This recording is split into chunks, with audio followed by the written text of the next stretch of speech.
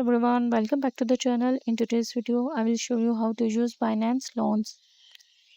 Binance loans let you borrow crypto by using your existing crypto as collateral.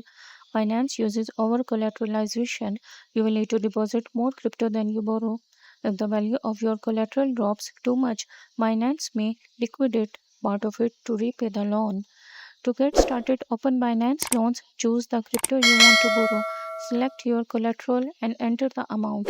You can choose either a flexible rate where interest changes over time or a stable rate which locks you interest for a fixed period. Review the details and tap Borrow to receive your funds. You can manage your loan anytime by adding more collateral to lower your liquidation risk. When you are ready to repay, simply keep enough of the borrowed crypto in your support wallet. Click repay, confirm the payment, and your loan will be closed. And that's how you can easily use Binance loans on Binance.